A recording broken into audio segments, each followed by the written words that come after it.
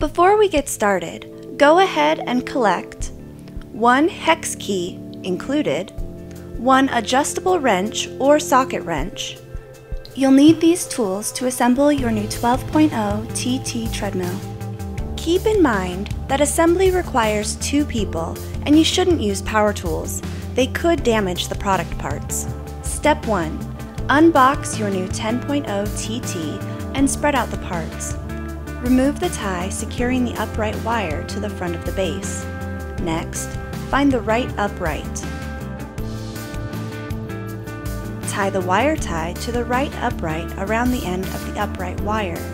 Then, insert the upright wire into the lower end of the right upright as you pull the other end of the wire tie out of the right upright. Step 2. Lay the right upright near the base. Press the grommet into the square hole in the right upright. Make sure not to pinch the ground wire. Next, remove and discard the screw. Then, attach the ground wire to the right upright with a silver screw. Step 3. Hold the right upright against the base. Make sure not to pinch the upright wire. Next, hold the wheel inside the base and insert a screw through the wheel. Don't finish tightening the screw just yet. Insert the screws and star washers into the bracket at the bottom of the right upright and partially tighten the 3 screws into the base. Do not fully tighten the screws yet. Attach the left upright in the same way. Step 4. Remove and save the 4 screws. Find the left and right base covers. Slide the left base cover onto the left upright and slide the right base cover onto the right upright. Do not press the base. Step 5. Find the left handrail assembly. Attach the left handrail to the left upright with 2 screws and the 2 star washers. Wait to fully tighten the screws. Remove and discard the screw. Step 7. Set the console base face down on a soft surface to avoid scratching the console base. If there are ties securing the pulse crossbar to the console base, remove them. Remove and discard the 4 screws. Then, remove the pulse crossbar. Remove and save the 10 screws. Then, lift out the 2 console clamps and the console frame. Step 8. Now, find the right and left trays. Attach the trays to the console base with 8 screws. Be careful not to over-tighten the screws. Then, reattach the console frame with the 6 screws and the 2 console clamps that you removed earlier. Step 9. To avoid damaging the Pulse 10 crossbar, do not use power tools and do not over-tighten the screws. Orient the Pulse crossbar and attach it to the handrails with 2 screws and 2 star washers. Start both screws and then tighten them. Make sure not to pinch the upright wire or the handrail wires. Next, firmly tighten the 4 screws. Then, remove the wire tie from the upright wire. Step 10. Hold the console assembly near the pulse crossbar. Connect the ground wire from the console assembly to the console ground wire. Next, set the console assembly on the brackets on the handrails. Do not pinch any wires. Attach the console assembly with the 4 screws that you removed earlier and the 4 star washers. Do not fully tighten the screws yet. Step 11. Attach the console assembly to the pulse crossbar with 4 screws.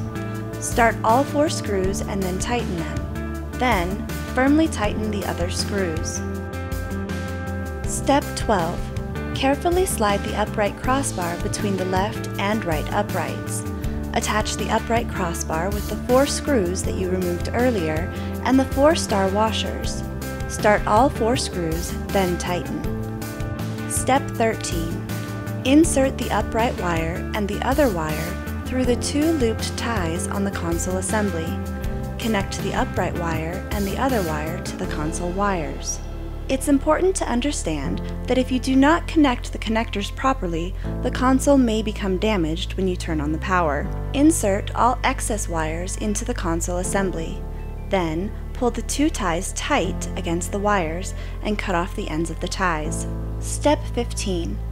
Firmly tighten the 8 screws. Next, set the left inner base cover onto the lower end of the left upright. Slide the left base cover downward until the two covers press together. Repeat this process for the other side. Step 15. Raise the frame to the upright position. Remove the two screws from the latch crossbar. Orient the latch crossbar. Make sure that the sticker is facing the treadmill.